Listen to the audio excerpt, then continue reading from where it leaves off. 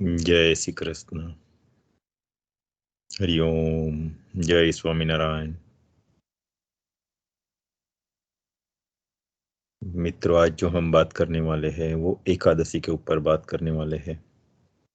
एकादशी के ऊपर पहले भी 2 वीडियो हमारी चैनल पर है, जिसके बारे में हम लोगों ने काफ़ी सारे बात की थी। आज जो बात करने वाले, थोड़ी हट के बात करने वाले हैं। आज जो एकादशी है वो विजया एकादशी है। कोई भी महीना होता है, ये माह महीना चल रहा है, तो उसका कृष्ण पक्ष शुक्ल पक्ष में जो एकादशी आती है, 2 एकादशी आती है एक महीने में, आप लोग जानते हैं। इसके ऊपर बात करेंगे। एकादशी पर्व का क्या महत्व है उसके ऊपर बात करेंगे। ये विजया एकादशी आज जो है वो क्यों कहलाती है, 1 या 2 पौराणिक कथाओं के ऊपर थोड़ी बात करेंगे। और बीच में मैं आपको एक बीज मंत्र देने वाला हूं। ऐसा कहा जाता है, स्वानुभव भी है, कि ये बीज मंत्र करने से जो भी आपकी मनोकामना होगी, मन की इच्छा होगी, वो पूरी होगी। बहुत साफ सुथरे मन से, कुछ भी पाप मन में रखे बिना इस बीज मंत्र का एकादशी के दिन जितना हो सके उतना जाप करो। आपने सोचा भी नहीं होगा ऐसा फल मिलेगा आपको। शायद बीच में भी आएगा या अंत में आएगा, लेकिन इसके लिए आपको ये वीडियो पूरा देखना पड़ेगा। वैसे ये बीज मंत्र का जप हर रोज आपको करना है, लेकिन एकादशी के दिन तो अचूक जितना हो सके उतना उसका जाप करो। बीज मंत्र है, सबसे पहले तो ये जान लेना बहुत आवश्यक है कि उसमें प्रोनाउंसिएशन में कोई भी गलती नहीं होनी चाहिए। उसका पूरा मीनिंग बदल जाता है। जब हनुमान जी रावण यज्ञ करा रहे थे, राम जी को हराने के लिए, राम रावण युद्ध के दौरान रावण ने यज्ञ किया था, और उस टाइम इतना पावरफुल यज्ञ था कि वो अजेय हो जाता। लेकिन उस टाइम जो ब्राह्मण यज्ञ कर रहे थे, हनुमान जी वहां एक रूप लेके वहां पर चले गए और ब्राह्मणों की इतनी सेवा की कि सब ब्राह्मण लोग थे, वो बहुत प्रभावित हो गए हनुमान से, और हनुमान से वरदान मांगने को कहा। तो हनुमान जी ने एक शब्द जो था, बीज मंत्र वो लोग पढ़ने वाले थे, हनुमान जी को पता था कि ये पूर्ण आहुति के बाद वो बीज मंत्र पढ़ने वाले हैं, तो वो बीज मंत्र थोड़ा सा हनुमान जी ने चेंज कर दिया कि ये शब्द निकाल कर आप ये शब्द बोलना, बस मेरी ये आजीजी है। और ब्राह्मण लोग जो थे उनको पता चल गया कि ये कौन है। तो बीज मंत्र का ये इफेक्ट होता है कि एक शब्द चेंज हो जाता है तो उसका पूरा इफेक्ट बदल जाता है। एडवर्स इफेक्ट भी हो सकता है। तो ध्यान रखना, जो भी मंत्र बीज मंत्र मैं आपको देने वाला हूँ, शांति से उसको सुनना और उसी तरह से उसको प्रोनाउंस करना। अगर आपको मनवांछित फल मिलेगा ही मिलेगा। ठीक है, तो हम अभी चालू करते हैं एकादशी की बात जो हमने की। वो एकादशी व्रत को सभी एकादशी व्रत जो है वो सबसे उत्तम व्रत माना जाता है। भगवान विष्णु को एकादशी व्रत सब बहुत प्रिय है, ये हम लोग सब जानते हैं। एक पौराणिक कथा भी मैं दे रहा हूं, उसके बाद दूसरी आएगी, और उसके बाद में उसके महात्म्य के बारे में सोचेंगे हम। तो पूर्व काल में मूर दैत्य को मारने के लिए भगवान विष्णु के शरीर से एक कन्या प्रकट हुई। दंत कथा है। जो विष्णु के तेज से संपन्न और युद्ध कला में निपुण थी, बहुत निपुण थी वो। उसकी हुंकार मात्र से मूर दैत्य राख का ढेर हो गया था, उसके हुंकार मात्र से। वो कन्या का नाम था एकादशी। उसका नाम ही एकादशी देवी था। और इससे प्रसन्न होकर भगवान विष्णु ने उससे वर मांगने को कहा था। और एकादशी देवी ने वर मांगा, यदि आप प्रभु मेरे ऊपर प्रसन्न है तो आपकी कृपा से मैं सब तीर्थों में प्रधान बनूं, सभी विघ्नों का नाश करने वाली बनूं, वह समस्त सिद्धि देने वाली देवी हो जाऊं। जो लोग उपवास, नक्त और एक भुक्त, नक्त मीन्स कुछ भी खाए बिना, एक भुक्त मीन्स एक बार फलाहार करके मेरे व्रत का पालन करे, उन्हें आप धन, धर्म व मोक्ष प्रदान कीजिए। भगवान ने ये वरदान देते हुए एकादशी देवी को कहा था कि ऐसा ही होगा, जो तुम्हारे भक्तजन हैं वो मेरे भक्तगण ही कहलाएंगे। एकादशी व्रत को सभी व्रतों का राजा या व्रतों में शिरोमणि भी कहते हैं। क्यों कहते हैं उसके ऊपर भी आते हैं, लेकिन उससे पहले और एक बात है। काफी सारी बार रिपीटिंगली आई बीन टेलिंग यू कि ये जो सब बात है पौराणिक कथा, उसका कुछ ना कुछ हमारे लाइफ के साथ उसका कुछ मीनिंग निकलता है। तो ये सब बात है तो उसको एक वार्ता के रूप में मत लेना, लेकिन उसका जो हार्ट है, उसका मीनिंग क्या है, वो जानने की कोशिश करना।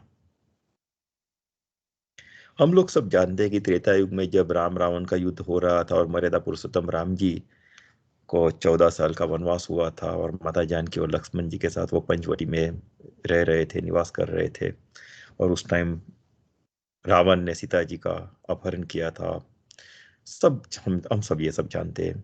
और उससे व्याकुल सीता जी की शोध में राम लक्ष्मण निकल पड़े, और रास्ते में मरणासन पर जटायु के पास पहुंचे। जटायु ने उसकी खुद की जो कथा बीत चुकी थी उस वो सुनाई, और स्वर्ग लोग चले गए। थोड़े आगे जाके श्री राम सुग्रीव जी से मिला, उनसे मित्रता हुई, वाली का वध किया। हनुमान जी रामचंद्र जी के पास आए और सारी सब सुनाया। श्री रामचंद्र जी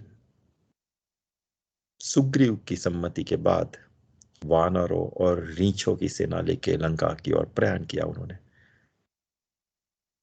अभी स्टार्ट होता है।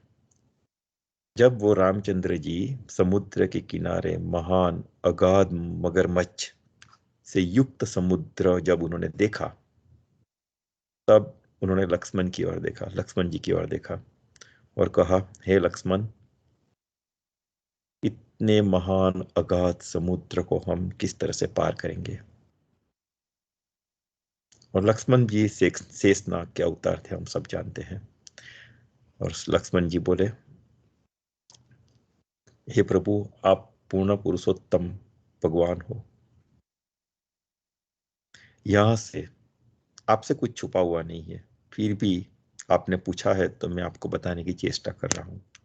यहां से लगभग आधे योजन की दूरी पर कुमारी द्वीप करके एक द्वीप है। वहां पर बल्कालभ्य नाम के ऋषि रहते हैं, तप कर रहे हैं, बल्कालभ्य।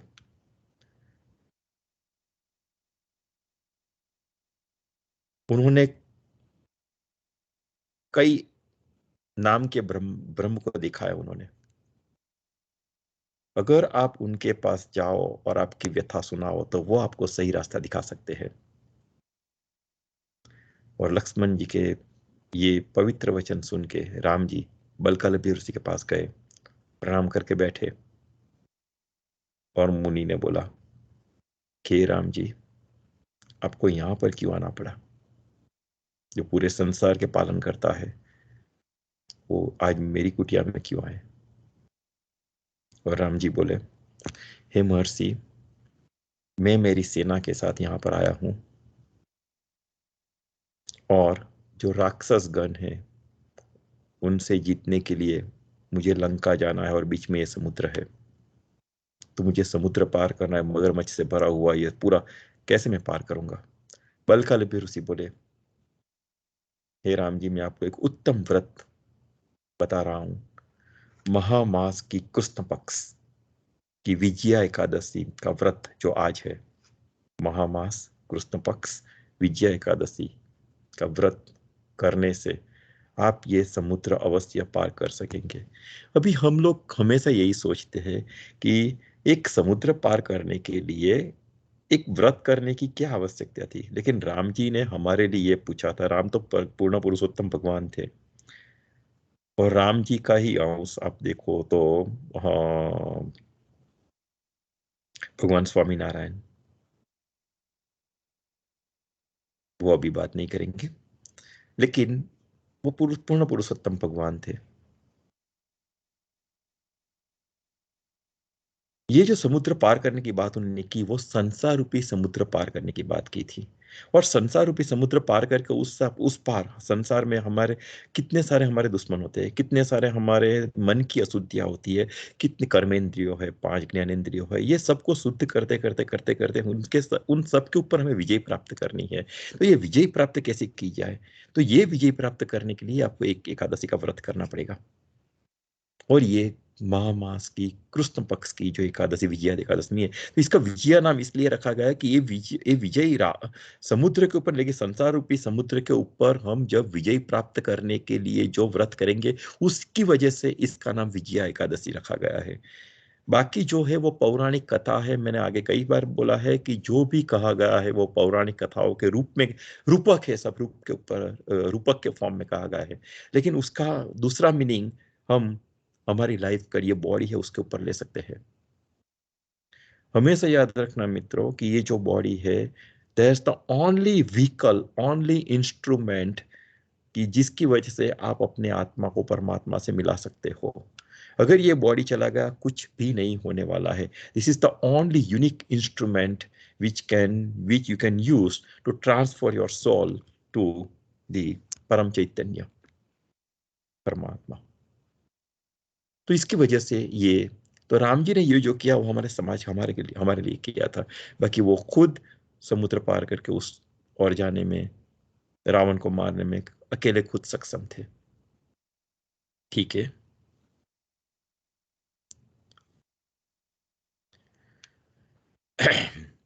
और उसके बाद बलकलभ्य ऋषि ने उनको पूरी विधि विधान से ये व्रत करने को कहा। तो एकादशी का व्रत कैसे किया जाता है? तो सबसे पहले एकादशी का व्रत करने से, एकादशी में अगले दिन दसम आती है। तो 10वीं के दिन सूर्यास्त के बाद आपको कुछ भी खाना पीना नहीं है, पानी भी नहीं, अगर हो सके तो कुछ भी खाना पीना नहीं है। एकादशी के दिन बिल्कुल निर्जला ही होनी चाहिए, अगर हो सके तो, ना हो सके तो पानी, उससे भी काम ना चले तो थोड़े फ्रूट्स आप ले सकते हो एक बार बैठ के। उसमें भी शास्त्र में विधान है कि कोई भी फ्रूट्स भी आप लो एक बार बैठ के, वो 20 मिनट से ज्यादा आपको वहाँ आपकी वो, हाँ, डाइनिंग टेबल है यार, जो 20 मिनट से ज्यादा टाइम आपको वहां पर स्पेंड नहीं करना है। तो एकदम लिमिट में शरीर के निर्वाह के लिए ही फ्रूट्स पी लेने हैं, अगर आपसे नहीं हो पा रहा है तो। और दूसरे दिन सूर्योदय के बाद ये व्रत की पूर्णाहुति होती है, और उसके बाद आप पानी ग्रहण कर सकते हो। हर एक एकादशी का ये महात्म्य ही है। तो पानी भी क्यों नहीं लेना, ये बात तो हमने आगे भी की थी, क्योंकि पानी नहीं पीने से हमारे बॉडी के अंदर इस तरह से, हाँ, केमिकल्स क्रिएट होते हैं। अगर हम पानी अपने बॉडी को नहीं देते हर 15 दिन में एक बार, तो वो जो सेल्स क्रिएट होते हैं, वो सेल्स हमें कैंसर के सामने लड़ने में बहुत ही सहायक होते हैं। जो एकादशी निर्जला करते हैं उनको कभी मैंने कैंसर होते हुए नहीं देखा है पूरी जिंदगी में। कैंसर के सामने लड़ने के लिए जो भी एंटीवायरस, एंटीबायोटिक्स जो भी आप बोले वो चाहिए, वो पानी नहीं पीने से, एकादशी करने से अपने आप शरीर में क्रिएट होते हैं। ये हमारे ऋषि मुनियों ने, हमारे पूर्वजों ने, सनातनियों ने ये सब हजारों हजारों सालों पहले ये ढूंढ निकाला था। ये एकादशी का एक महत्व। दूसरा महत्व ये है कि एकादशी जब भी आप करते हो, तो एकादशी में पानी क्यों नहीं पीते हैं? क्योंकि पानी का सीधा संबंध चंद्रमा से है। जलचर राशि बोला जाता है, उसके ऊपर भी मैं आता हूँ, लेकिन ब्रीफ अभी आपको दे देता हूँ। तो चंद्र कब पूरा खिला हुआ होता है? चंद्र की गति बहुत ज्यादा या बहुत कम हो जाती है। और चंद्र की गति पानी के साथ क्यों है वो आपको पता है कि समुंदर के अंदर भरती ओट वो सब आता रहता है, और पूनम के दिन या अमावस के दिन वो सबसे ज्यादा होता है। तो ये जो बढ़ती ओट की प्रक्रिया चंद्रमा के साथ है, जलचर राशि है, उसका सीधा संबंध आपके मन के ऊपर है। ऐसा कहा जाता है कि मानो कि आपने जो भी फूड लिया है, उसकी 4 दिन के बाद इफेक्ट आपके मन के ऊपर स्टार्ट होती है, ब्लर वो सब बनने के बाद आपके मन के ऊपर। ये साइंटिफिकली प्रूव हो चुका है। तो एकादशी में मानो कि आपने फूड नहीं लिया है, पानी ग्रहण नहीं किया है, तो वो आपकी मन की जो चंचलता है, समुद्र में जब जैसे भरती हो जाती है, वैसे ही आपकी मन की चंचलता बढ़ जाती है। जलचर राशि के साथ सीधा आपके मन का संबंध है। तो वो जो बढ़ जाती है, उसको कंट्रोल कैसे किया जाता है? उसको कंट्रोल करने के लिए आपको 4 दिन पहले उसका उसके ऊपर कंट्रोल करना आवश्यक है। आपके फूड पानी उसके ऊपर कंट्रोल करना आवश्यक हो जाता है। और वो ये सब ध्यान में रखते हुए महर्षि चरक की जो मैंने बात की थी लास्ट वीडियो में, कि उन्होंने पूरी हमारी मेडिकल साइंस से, आज तो हमारे पास कुछ नहीं है जो उन्होंने ढूंढ निकाला था, उसके कंपेयर में तो आज मेडिकल साइंस आज भी इतना डेवलप नहीं है, मैं ऐसा बोलूंगा। तो महर्षि चरक ने ये सब उन जमानों में उस जमाने में सबने सनातनियों ने ढूंढ निकाला था कि 4 दिन पहले अगर आप कुछ नहीं खा पी रहे हो तो आप अपने माइंड को कंट्रोल करने, मेडिटेशन करने में बहुत ही सहायक होगा। अदरवाइज मैंने देखा है, मेरा खुद का भी एक्सपीरियंस है कि मेडिटेशन पूनम और अमास के दिन काफी काफी दिक्कत होती है। अगर कितने भी आप सात्विक रहो, मानसिक शारीरिक खाने की बाबत में कितने भी सात्विक रहो, लेकिन फिर भी मन की चंचलता आपको कहीं ना कहीं विचलित कर ही देती है। तो ये एक दूसरा उसका, हाँ, इसकी वजह से ये कहा गया है कि एकादशी एकादशी का ही क्यों व्रत, क्यों दसम का नहीं, क्यों बारस का नहीं, एकादशी का व्रत का ये तात्पर्य है। ठीक है, अभी हम आगे चलते हैं। तो एकादशी व्रत को सभी व्रतों या सभी व्रतों का राजा कहा जाता है। वैकुंठ धाम की प्राप्ति करने वाला कहा जाता है। भोग और मोक्ष दोनों ही देने वाला तथा पापों का नाश करने वाला एकादशी के समान कोई भी व्रत नहीं है, इसलिए इसे व्रतों का राजा कहते हैं। सभी व्रत व सभी दान से अधिक फल एकादशी के व्रत से ही मिलता है। जैसे देवताओं में भगवान विष्णु, प्रकाश तत्व में सूर्य, नदियों में गंगा प्रमुख है, वैसे ही व्रतों में सर्वश्रेष्ठ एकादशी है। ये एकादशी के दिन जो भी दान किया जाता है, भक्ति पूजा भजन किया जाता है, वह सब भगवान श्री हरि, भगवान विष्णु, भगवान स्वामीनारायण, जो भी आप कहो, के पूजित होने पर पूर्णता को प्राप्त होता है। संसार के स्वामी सर्वश्रेष्ठ श्री हरि पूजित होने पर संतुष्ट होकर प्रत्यक्ष दर्शन देते हैं। आपको प्रत्यक्ष भगवान के दर्शन हो सकते हैं, यहाँ तक कह डाला है। इस दिन किया गया प्रत्येक पुण्य कर्म अनंत फल देता है और मनुष्य के 7 जन्मों के कायिक, वाचिक और मानसिक पाप दूर होते हैं। कायिक मीन्स काया से जो होता है वो कायिक पाप होते हैं। वाचा मीन्स बोलने से जो होता है वो, हाँ, वाचिक पाप होते हैं। और तीसरा जो मैंने बताया, हाँ, मानसिक, जो हम बोलते नहीं है, करते नहीं, लेकिन दूसरों के बारे में बुरा सोचते हैं, वो भी एक पाप है, मानसिक पाप, और वही पाप सबसे ज्यादा हम करते हैं। विभिन्न क्षेत्रों का योग होने पर एकादशी व्रत का महत्व और भी बढ़ जाता है। जैसे कि अभी मैं स्टार्ट कर रहा हूं, जब शुक्ल पक्ष की एकादशी को पुनर्वसु नक्षत्र हो, पुनर्वसु नक्षत्र मानो कि मेरी कर्क राशि है, तो कर्क राशि में पुष्य नक्षत्र आते, पुनर्वसु नक्षत्र आते हैं और पुष्य नक्षत्र आते हैं। ये जो 3 नक्षत्र है, सबसे पहला कर्क राशि में जब चंद्रमा आता है तो सबसे पहले पुनर्वसु नक्षत्र स्टार्ट होता है और अंत उसका पुष्य नक्षत्र से होता है। तो जब शुक्ल पक्ष की अ, शुक्ल पक्ष की एकादशी पुनर्वसु नक्षत्र हो, तो वह तिथि जया कहलाती है और इसका व्रत करने से मनुष्य सभी पापों से मुक्त होता हो जाता है। जया एकादशी। जब शुक्ल पक्ष की द्वादशी को श्रवण नक्षत्र हो, तो वह तिथि विजया कहलाती है। इसमें किया गया व्रत, दान व ब्राह्मण भोजन सहस्त्र गुना फल देने वाला होता है।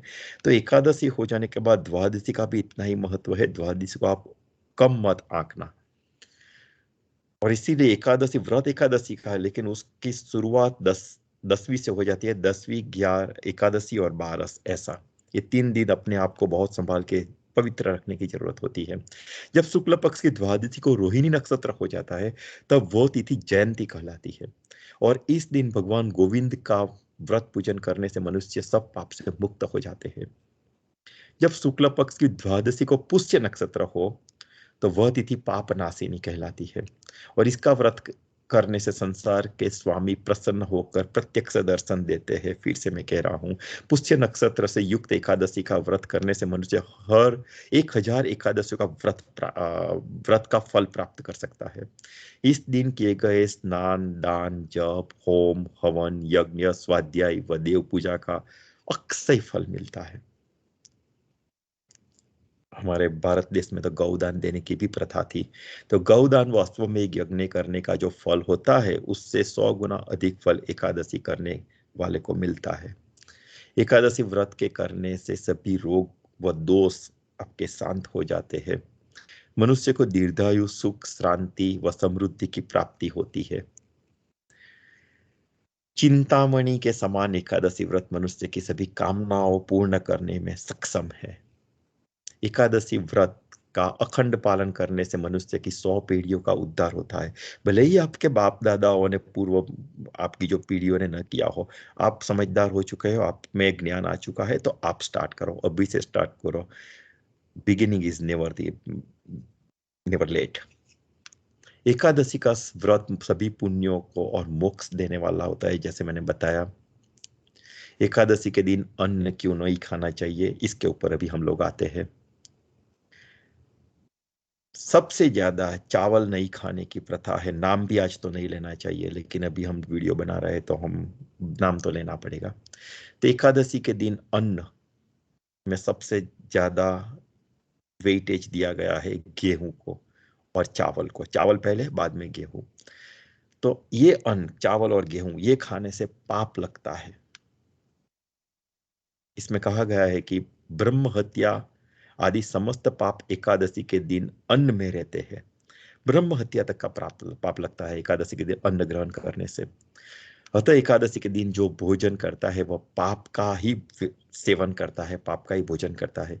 यही एकादशी का व्रत न भी कर सके तो इस दिन चावल और उससे बने कोई भी पदार्थ से वर्जित रहिए, उससे दूर रहिए, उससे उसका मुंह भी मत देखो, खाने की तो बात ही छोड़ दो। एकादशी का व्रत क्यों करना चाहिए, काफी सारी बार बताया है, फिर से थोड़ा बता देता हूँ। यह संसार, भोग, भूमि और मानव योनि, मानव योनि जो है वो भोग योनि कहलाती जाती है, जो हमारी मानव योनि है वो। और इसलिए मनुष्य की स्वाभाविक रुचि भोगों की ओर होती है। और मनुष्य यदि भोग में ही लिप्त रहेगा तो वह इस संसार में आवागमन के चक्र से मुक्त नहीं। आएगा जाएगा, आएगा जाएगा, मीन्स एक जन्म होगा, मृत्यु होगी, फिर जन्म होगा, मृत्यु होगी, तो उसको आवागमन बोलते हैं। तो आवागमन के चक्र से मुक्त नहीं हो पाएगा। संसार में जब कार्यों को करते हुए भी कम से कम पक्ष में एक बार मनुष्य भोगों को अलग रहकर स्व में स्थित रह सके, स्व मीन अपने आप में मीन्स मानसिक रीते शांत हो सके, मेडिटेशन ठीक से लग पाए आपका, और अपने मन व चित्त को सात्विक रख सके, क्योंकि सात्विक चित्त और मन ही आपको मेडिटेशन में बिठा सकता है, अदरवाइज आपका मन घूमता रहेगा। तो सात्विक मन और चित्त को रखकर भगवान की प्राप्ति की ओर मुड़ सके, इसके लिए एकादशी व्रत का विधान किया गया है और दर्शाया गया है हमारे पुराणों में। एकादशी नित्य व्रत है, ये भी मान जानने की जरूरत है।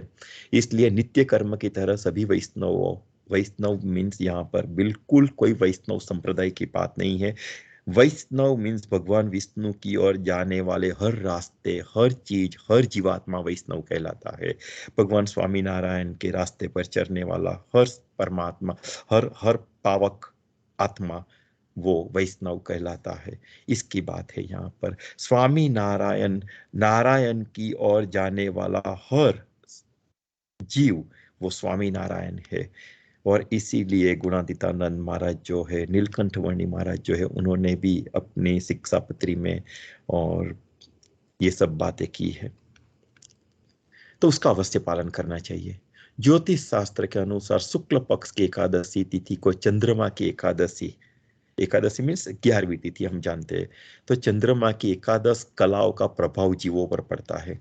चंद्रमा की जो एकादश 11 कलाओं, तो 11 कलाओं क्या होती है चंद्रमा की, जैसे मैंने बताया कि चंद्रमा का सीधा प्रभाव हमारे बॉडी पर है। हमारे बॉडी पर है मीन्स 5 इंद्रियों, 5 कंद्रिय और 11वां मन। सो ये 11 मिल के एकादशी होती है। और एक 11 के ऊपर हमारा प्रभुत्व होना चाहिए।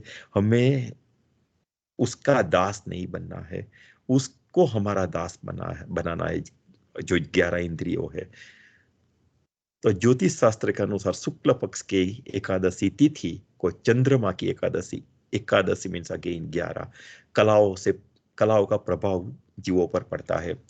चंद्रमा का प्रभाव शरीर और मन पर पड़ता है, जैसे मैंने बताया, इसलिए इस तिथि में शरीर को अस्वस्थता और मन की चंचलता काफी बढ़ जाती है। इस तरह कृष्ण पक्ष की एकादशी तिथि को सूर्य की एकादश कलाओं, सूर्य की 11 जो कलाओं होती है, कलाओं का प्रभाव भी जीवों के ऊपर पड़ता है। और इसी कारण उपवास से शरीर को संभालने और इष्ट देव के पूजन से चित्त की चंचलता दूर करने के और मानसिक बल बढ़ाने के लिए एकादशी व्रत का नियम बनाया गया है हमारे सनातन धर्म में। एकादशी व्रत करने से वात पित्त आदि जो हमारे वात पित्त कफ, वो सब हमारे 3 दूषण है, रोगों के मूल जड़ है, वो व्याधियों से मनुष्य की रक्षा होती है। ऐसा तो नहीं बोलेंगे कि पूरे मिट जाएंगे, क्योंकि वो हमारे शरीर में होना भी इतना ही जरूरी है, लेकिन उसका बैलेंस होना जरूरी है। लेकिन अगर उसका बैलेंस बिगड़ गया तो व्याधियों में शरीर फंसता जाता है। तो एकादशी व्रत से उसका बैलेंस बनाए रखने में काफी सहायता मिलती है।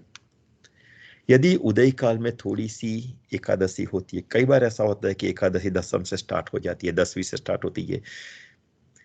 कई बार ऐसा भी होता है कि एकादशी मध्य में पूरी द्वादशी और अंत में थोड़ी सी त्रयोदशी होती है। ऐसा भी होता है कई बार कि हम 2-3 तिथि एक साथ में 1-1.5 दिन में हमें आ जाती है।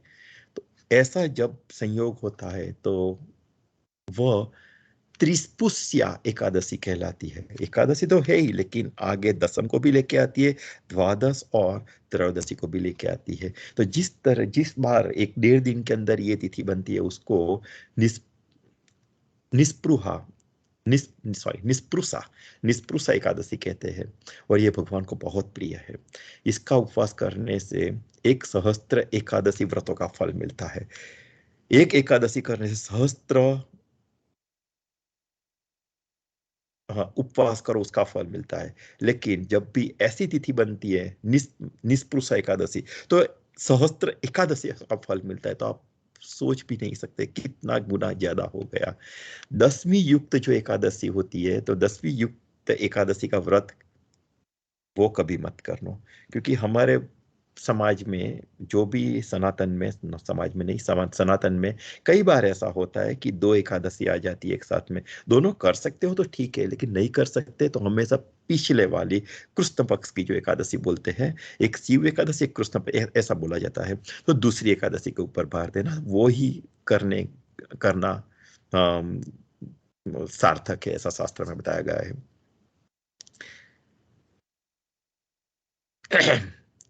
और ये करने से विष्णु लोक की प्राप्ति होती है।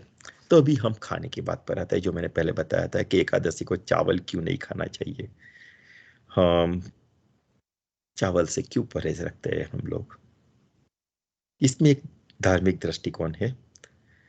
जैसा मैंने बताया कि चंद्रमा मन को अधिक चलायमान न कर पाए, इसलिए जो भी व्रत करने वाले हैं वो इस दिन चावल खाने से परहेज रखते हैं, परहेज करते हैं। एक पौराणिक कथा भी है कि माता शक्ति मीन्स पार्वती के क्रोध से, वो स्टोरी दूसरी हो जाएगी, लेकिन माता पार्वती एक बार महर्षि मेघा, मेघा मीन्स बारिश, मेघ, मेघा बारिश, वो भी एक महर्षि थे एक्चुअली, पुराणों में अगर देखा जाए तो। माता पार्वती, माता शक्ति एक बार अति क्रोधित हो गई थी महर्षि मेघा के ऊपर। तो महर्षि मेघा भाग रहे और उसके पीछे माता पार्वती, माता शक्ति के क्रोध से भागते भागते भयभीत होकर महर्षि मेघा ने अपने योग बल से, बहुत तपस्वी रह जाते, अपने योग बल से ये शरीर को छोड़ दिया था उन्होंने। और उसकी मेघा पृथ्वी में समा गई थी। शरीर को छोड़ दिया, छोटे छोटे टुकड़ों में बांट दिया था, उसकी मेघा पृथ्वी में समा गई पानी के स्वरूप में। वही मेघा जो चावल के रूप में उत्पन्न हुई, वो जब पानी हुआ तो वो मेघा, उसमें से जो अंकुर फूट के बाहर आए, वो चावल बने। तो चावल के रूप में उत्पन्न हुई। तो ये चावल का सीधा जल से संबंध हो गया। जहां चावल का संबंध जल से, वहीं जल का संबंध चंद्रमा से है। पांचों ज्ञानेंद्रियों और पांचों कर्मेंद्रियों पर मन का अधिकार होता है। काफी सारी बात हमने ये बात कही है। मन ही जीवात्मा का चित्त स्थिर और अस्थिर कर सकता है। मन और श्वेत रंग के स्वामी कौन है? चंद्रमा है, जो स्वयं जल, रस और भावना के कारक है। आप में जो भी जल तत्व है वो रस तत्व है। जो भावना हमारे अंदर आती है, काफी सारी भावना है, क्रोध भी एक भावना है, लागनी भी एक भावना है। तो ये भावना के कारक कौन है? चंद्रमा है। इसलिए जल तत्व राशि के जातक जो चंद्रमा है वो भावना प्रधान होते हैं। और वो जल तत्व राशि के जो लोग हैं उसको काफी लोग धोखा भी दे जाते हैं। मानो कि कर्क राशि, तो कर्क राशि के स्वामी चंद्रमा है। चंद्रमा जो है जल तत्व के भी राशि है, जल तत्व से जुड़े हुए हैं। तो इसकी वजह से कर्क राशि जो इनकी होती है उनको काफी सारे धोखा खाने की तैयारी रखनी ही चाहिए। उनको धोखे मिलते हैं, लाइफ में काफी सारे धोखे मिलते हैं, बस संभाल के चलना चाहिए। आगे चलते हैं। तो वर्ष की 24 जो एकादशी है, हर महीने 2 आती है, तो 24 एकादशी हो गए, उसमें चावल ना खाने की सलाह दी जाती है। ऐसा माना गया है कि इस दिन चावल खाने से प्राणी रेंगने वाले जीव की योनि में जन्म लेता है। किंतु द्वादशी को चावल खाने का, हाँ ये भी है कि द्वादशी को आप चावल खा सकते हो। द्वादशी को चावल खाने से इस योनि से मुक्ति भी मिल सकती है।